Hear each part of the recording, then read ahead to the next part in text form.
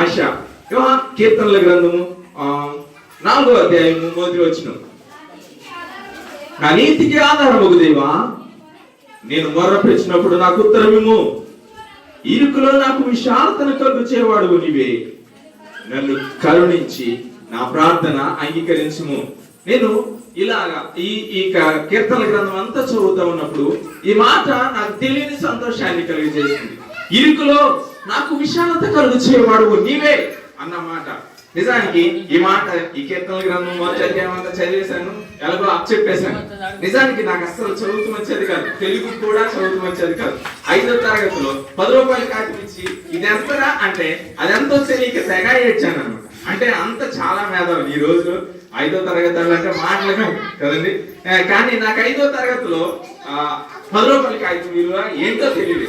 ఆ టైంలో ఈ కీర్తనల గ్రంథాన చదువుతా ఉన్నప్పుడు ఈ వాగ్దానం లేదా ఈ వాక్యం నా హృదయంలో తెలియని ఆనందాన్ని కలిగజేసేసరికి గబగబా మా అమ్మ దగ్గరికి వెళ్ళాను. వంట చేస్తా ఉన్న మా అమ్మ దగ్గరికి వెళ్ళి, అమ్మ ఈ మాట ఏంటో నాకు చాలా సంతోషం అనిపించిందమ్మా, తెలియని ఆనందం అనిపించిందమ్మా అని చెప్తే మా అమ్మ ఒకటే మాట అంతే, ఒరే చదువురానోడికి చదువుతూ వస్తే అలాగే ఉంటది కానీ ఎలా అంతే, చదువుతూ రానోడికి చదువుతూ వస్తే అలాగే సంతోషం అనిపిస్తుంది అనేసరికి నేను అలాగే అనుకున్నాను. కానీ ఆ ఆనందం మామూలుగా చెప్పేది కాదు, ఏదో మనసు తేలికైపోయినట్టు అనిపించింది.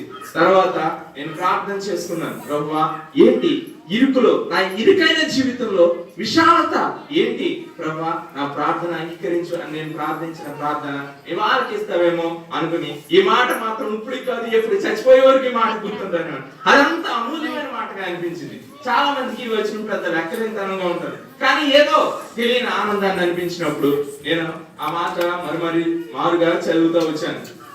కానీ 5వ తరగతి నుండి దేవుడు నా జీవితాన్ని మారుస్తూ వచ్చాడు. 7వ తరగతిలో ఎప్పుడు 0లో 1-2 మార్కులు వచ్చేది. నెమ్మదిగా ఆ పిఎస్ మాస్టర్ ఎప్పుడు పొగుడుతూ మొదలెట్టాడు. ఒకటే ఏంటంటే అనుపరిమాణమో ఏదో అని ఉంటుంది పిఎస్ లో, ఎవరికి రాలేదు. కానీ ఆ ఒక్క ప్రశ్న నాకు వచ్చేసింది. వచ్చి నేను తెగ రాసేసాను అనమాట. 25కి 25 మార్కులు వేసేసాడు. ఫస్ట్ టైం 25 మార్కులు వచ్చినాయి.